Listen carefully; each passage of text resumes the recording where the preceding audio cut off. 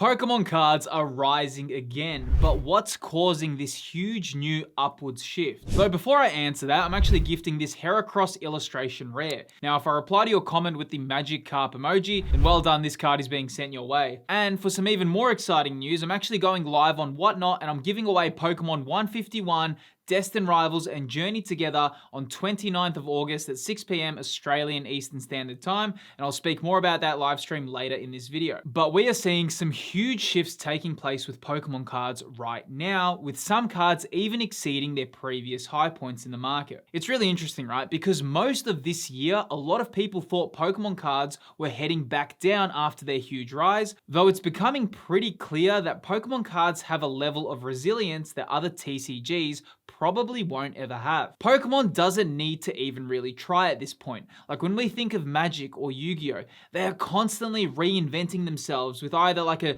new Final Fantasy crossover or Yu-Gi-Oh creating anniversary sets. Pokemon doesn't do any of that and they are exceeding to new heights. In fact, most people are waiting for every new Pokemon release without any real insane marketing tactics. It's actually pretty incredible what position they're in. Though with all that said, we can now see that prices are rising, and I'm going to let you know why this is happening as well, though I think it's important that we see some of the data and go through some of the cards. Now, the first one on the list is the Bubble Mew. Now, Bubble Mew is from Paldea and Fates. Now, when Bubble Mew released, okay, it was a hyped card, but believe it or not, the Charizard from Paldea and Fates was actually the top chase card, not the Bubble Mew. Though, as times passed and times have changed and, preferences have changed, obviously, as you can see right there on that graph, this one's really been growing in price lately. And you know what? Deservingly so as well. I always said that the Umbreon from Prismatic Evolutions, even though, it is a good card, I've always felt that that card in particular only got that price point because of Moonbreon. I felt Bubble Mew was a more kind of genuine Scarlet and Violet era card. It just felt more authentic, the real demand for it. So we can say it was selling for 296. Now that was actually a little bit of a low point for 2025,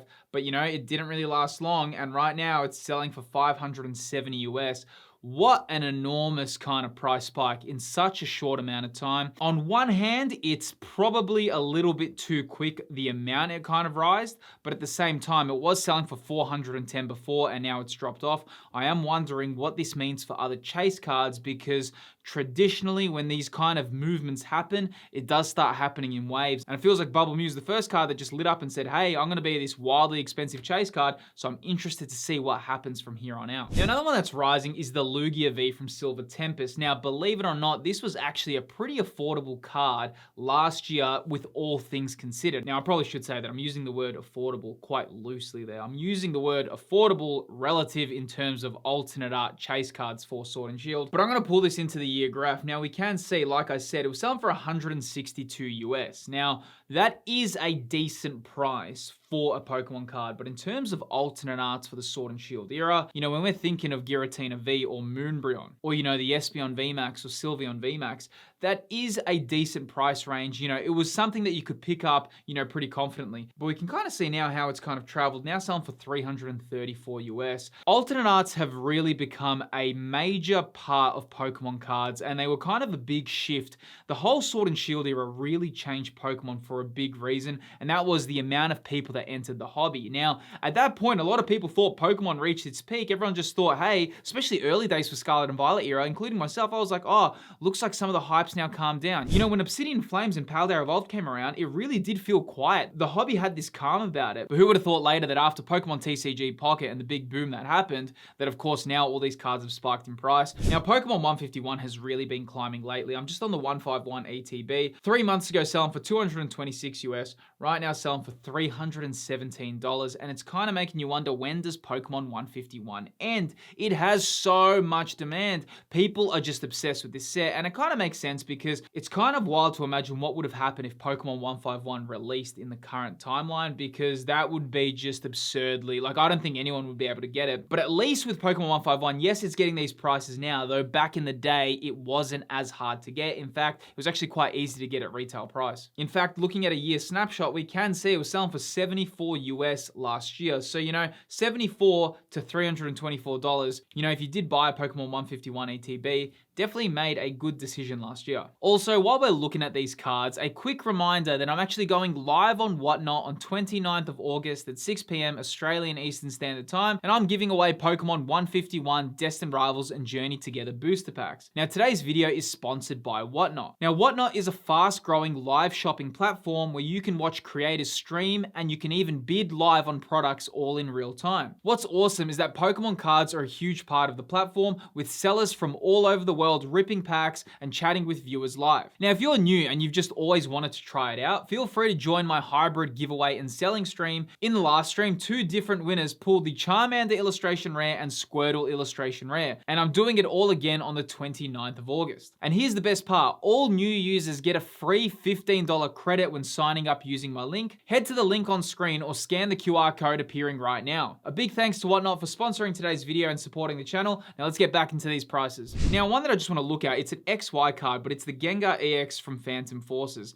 Now, I don't really talk about XY cards that much, though I probably should start speaking about them more. This actually is a really, really cool card. I just saw recently that this card in PSA 10 sold for 15,000 USD. Very, very desired chase card. Very rare as well. XY cards in high grades, they are very hard to find. But we can see as well in the last 3 months, selling for 356 raw. Right now selling for 557. So older chase cards as well are also climbing in price. And I think that's the kind of reason why a lot of people like purchasing collectibles, is because you can keep something in a binder just like this. I mean, that's from that's like 10 years old. And give it 5, 6, 7 years, you're not even thinking about it. You can just re-look at it, and of course the price can go up. And obviously now with all the tools that we have and the way we can track our collections and how easier it's become to sell Pokemon cards as well, that's obviously allowed a lot more people to enter the hobby as well, because you've got so many avenues to sell cards at the moment. Now, moving on to another card that's been climbing lately is the Van Gogh Pikachu, selling for 324 US.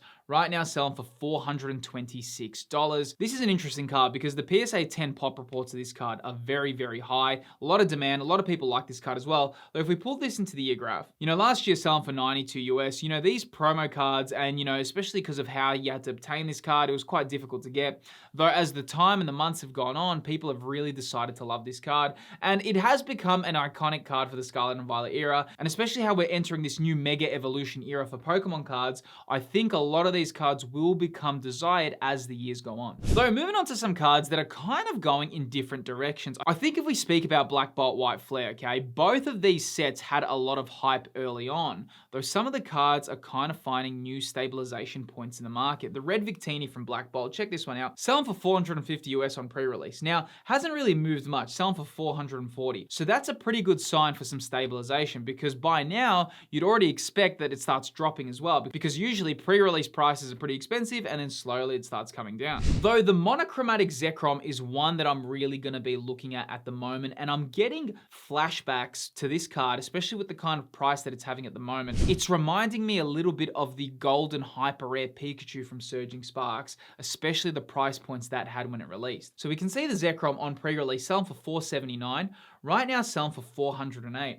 Now, even though these monochromatic cards are very cool and they look amazing, I still know that collectors always prefer alternate arts and those real different kind of artworks.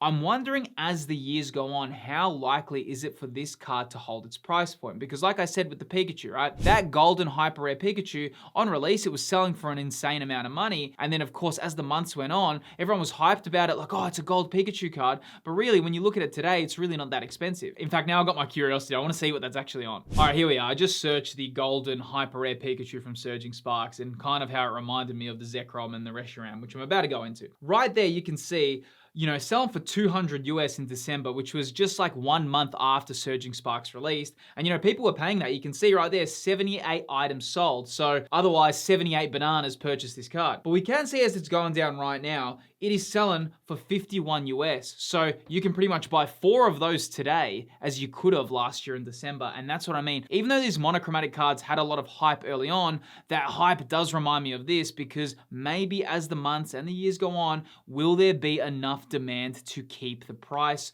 I don't know, judging by history, it's unlikely. And also for some pretty good news as well, the Black Bolt ETBs have definitely been coming down in price, as you can see right there. And that's really good to see because it is a brand new product. Before it released, it was selling for 165 US. Right now, it's selling for 85 USD, which is, you know, we're kind of getting there now. ETBs, you know, previously were around 60, 70 US. Right now, 85. You know, if that drops another 10, 15 US, that's kind of getting back to some level of normal ETB prices. At the moment, it's still definitely expensive, but it is good to see this kind of price redraw happen, especially for brand new products. Now, moving on to White Flare, we've got the White Reshiram, the monochromatic card as well. And as you can see, it's also behaving quite similar to the Zekrom, but this card in particular is having a pretty steep decline. Pre-release selling for 498 US, right now selling for 430. So we are seeing that the price is coming down. They are very, very difficult to pull, but like I said, even though it's difficult to pull, the Surging Sparks Pikachu that I just mentioned is actually much harder to pull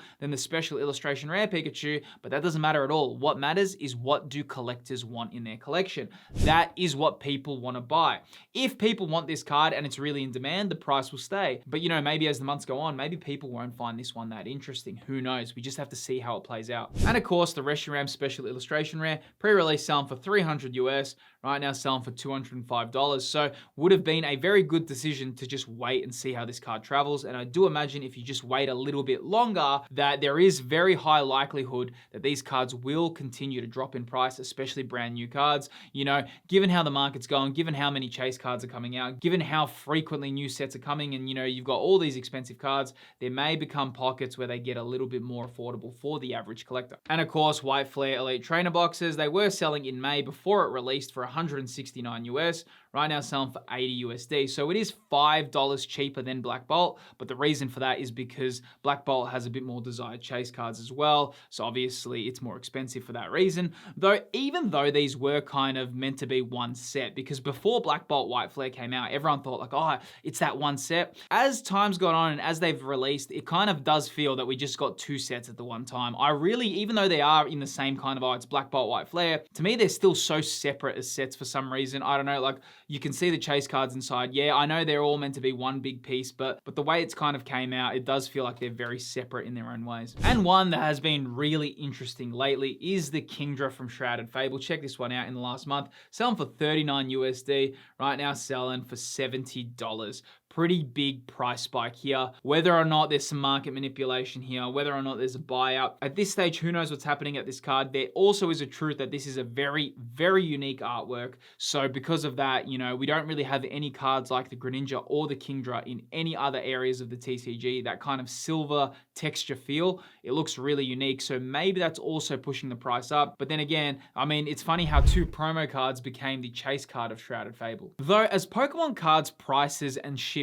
change, a very important question to ask is about the future of Pokemon collectibles. And a lot of collectors wonder what will happen with Pokemon cards within the next 5 years. Well, I reveal the answer to that in this video here.